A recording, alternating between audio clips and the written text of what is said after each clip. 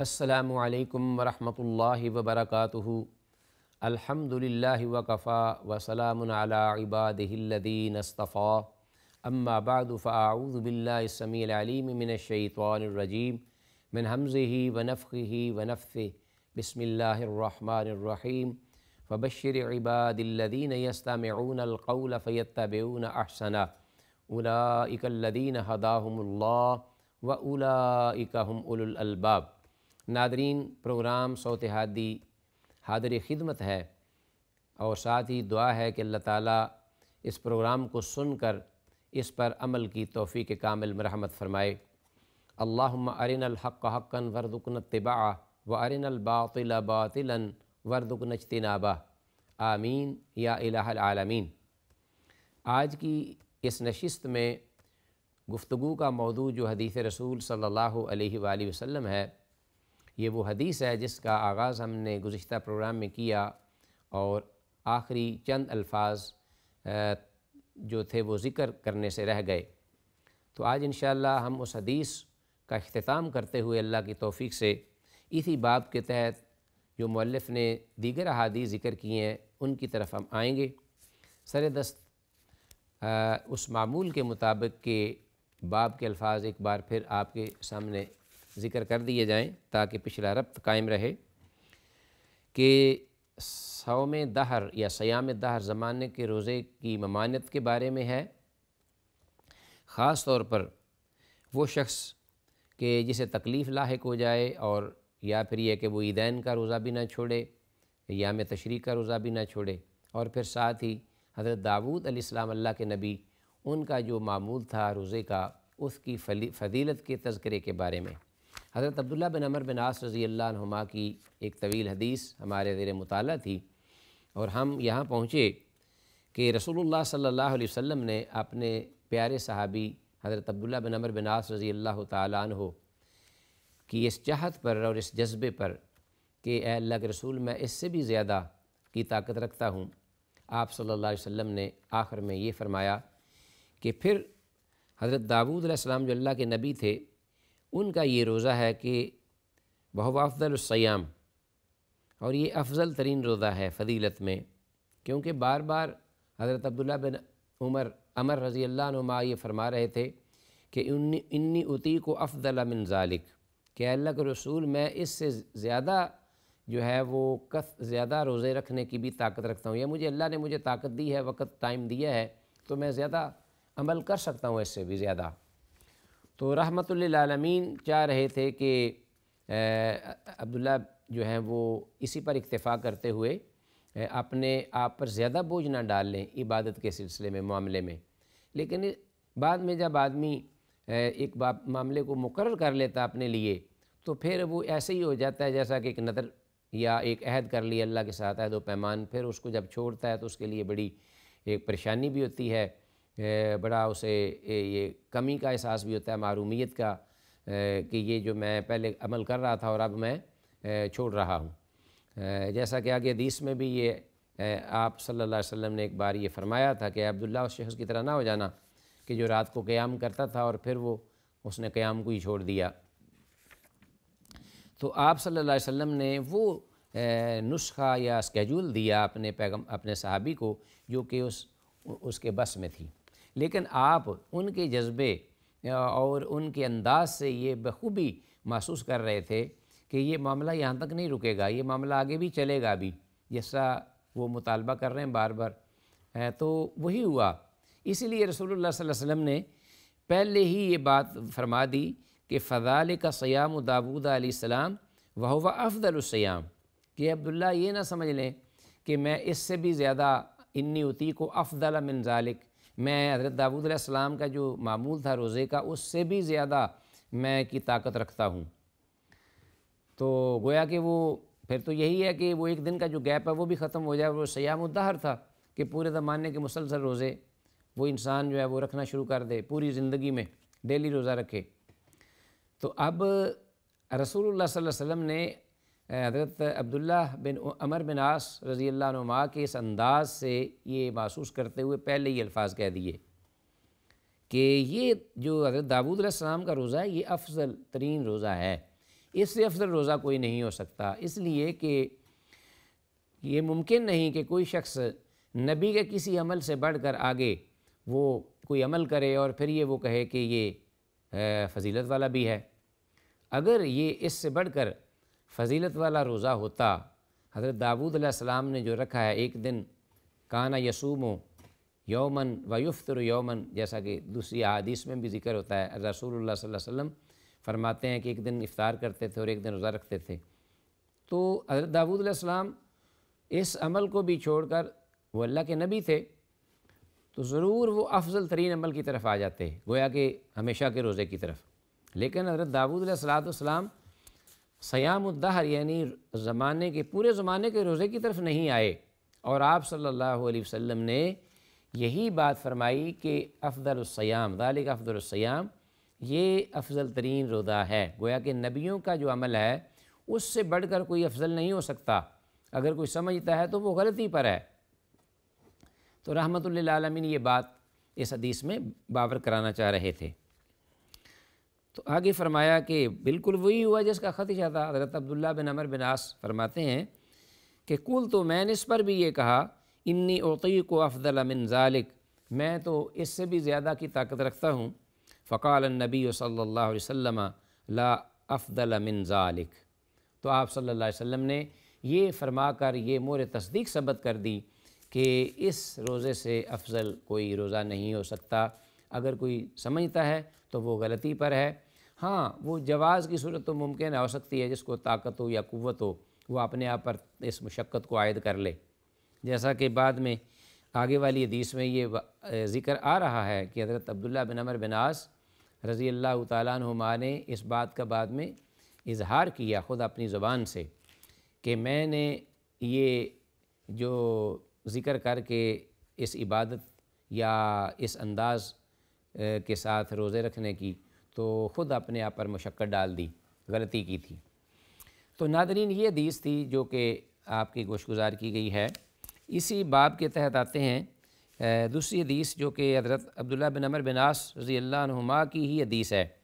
موضوع قریباً یا ٹاپک ایک ہی جیسا ہے، لیکن کچھ الفاظ میں اختلاف ہے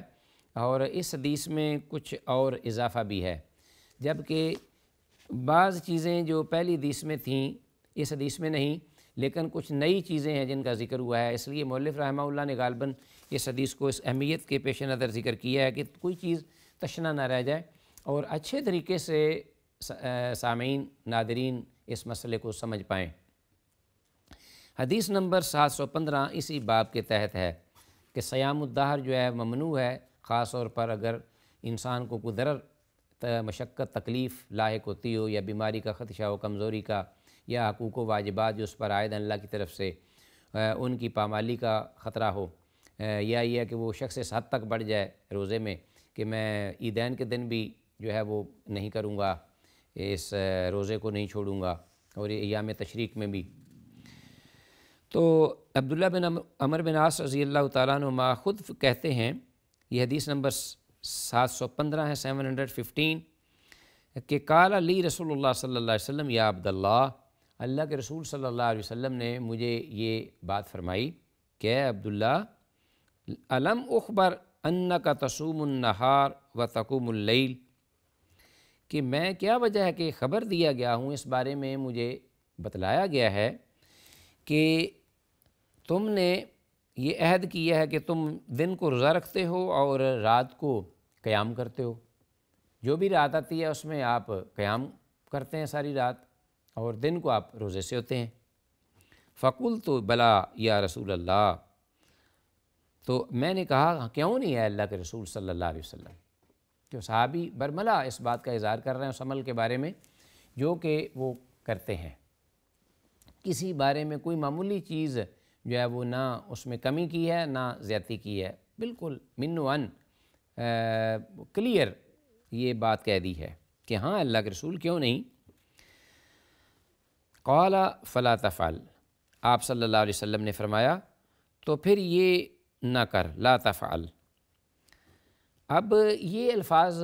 قابل غور ہیں، جو کہ پہلی حدیث میں بھی رسول اللہ صلی اللہ علیہ وسلم نے فرمائے تھے، لیکن یہ انداز نہیں تھا، وہاں تھے فَإِنَّكَ لَا تَسْتَطِيعُ ذَلِكَ کہ آپ اس کی طاقت نہیں رکھیں گے۔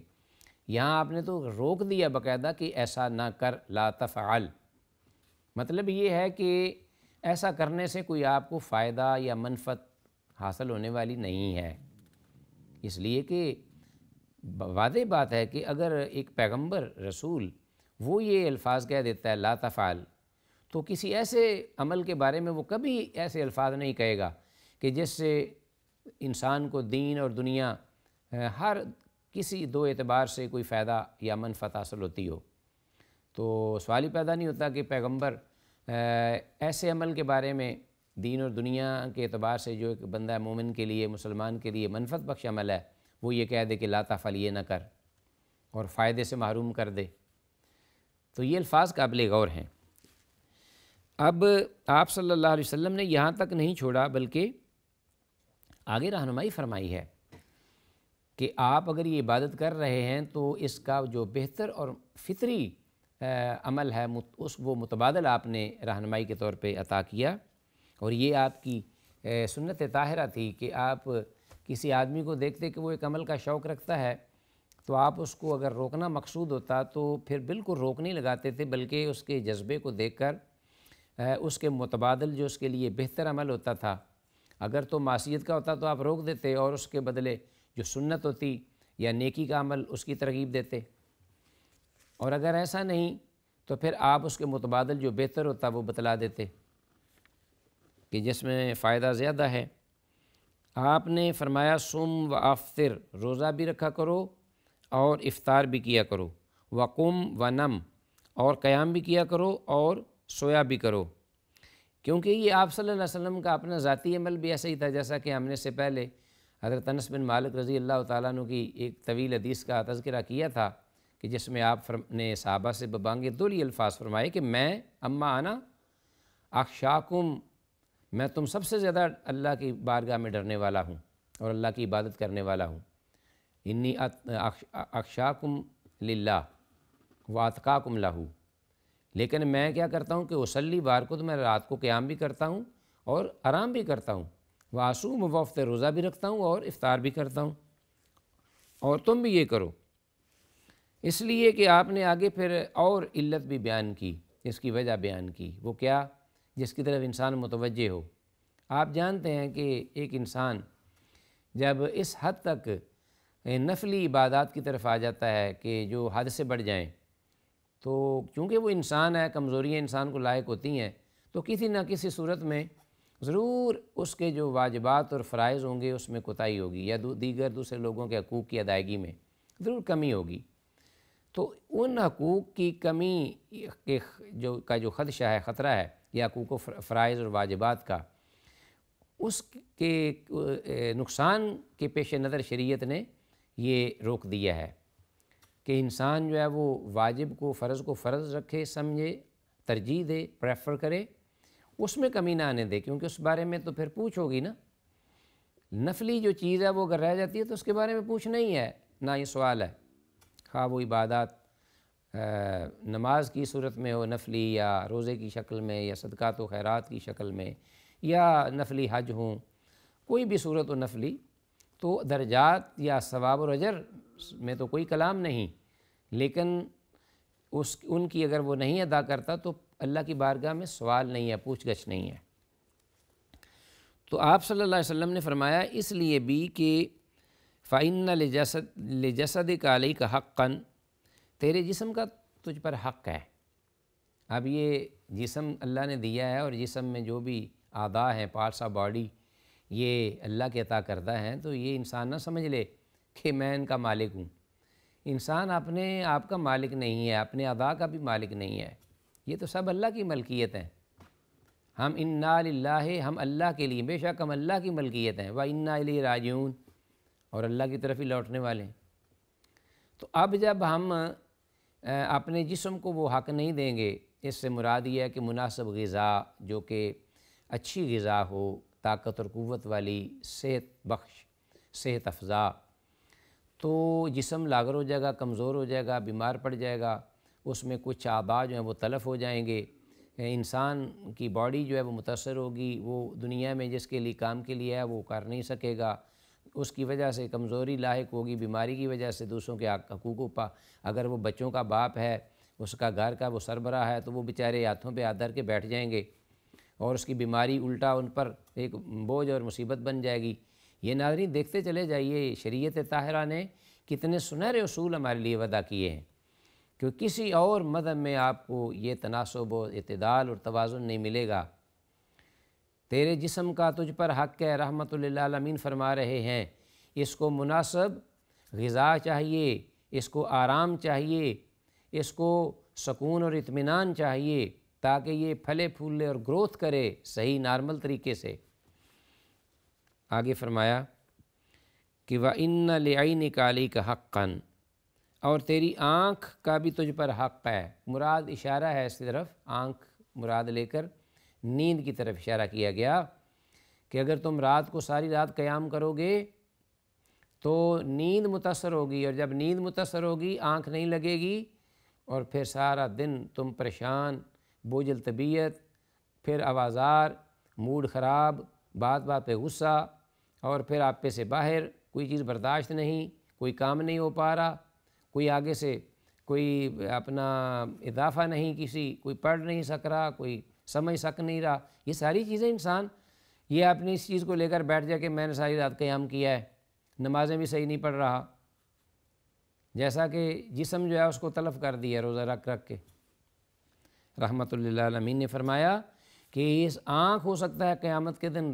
اللہ کی بارگاہ میں حاضر ہو جائے کہ اس نے مجھے نقصان پہنچایا ہے، کیونکہ ثم لتسألن یومئذ عن النعیم،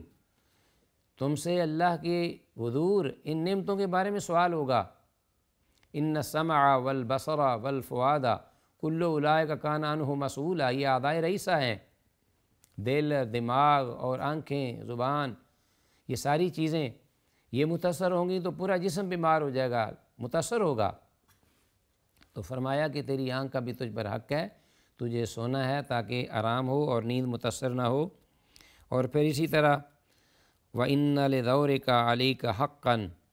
تیرے زیارت کرنے والا جو مہمان ہے اس کا بھی تجھ پر حق ہے، جو مہمان آیا ہے تیرے لیے محبت کے لیے، تیری زیارت کے لیے، ملنے کے لیے، چاہت کے لیے، اپنایت کے لیے، صلہ رحمی کے لیے، اور آگے سے تو چھپتا پھر رہا ہے اور اپنا منہ چھپاتا پھر رہا ہے، اس سے ملنا جو ہے وہ دشوار ہو رہا ہے تجھ کو، اس لیے کہ تو یا اللہ کی بارگاہ میں کسی گوشہ نشین گوشہ عافیت میں بیٹھا ہوا ہے، ذکر اذکار کر رہا ہے، یا یہ ہے کہ نیند آ رہی ہے اور آپ سست پڑے ہوئے ہیں، یا روزہ رکھا ہوا ہے، آپ کچھ اس کو پوچھ بھی نہیں رہے اور نہ ہی کچھ کھلا پلا رہے ہیں، نہ خود کھا رہے ہیں۔ تو بقیہ انشاءاللہ ناظرین حدیث کا جو حصہ ہے اللہ کی فضل سے، اس کے توفیق سے آئندہ پروگرام میں مکمل کریں گے۔ سر دست ہم اللہ سے یہ دعا کرتے ہوئے اجازت چاہتے ہیں کہ جو کچھ کہا سنا ہے اللہ اس پہ عمل کی توفیق دے۔ وآخر دعوانا الحمدللہ رب العالمین۔ السلام علیکم ورحمۃ اللہ وبرکاتہ۔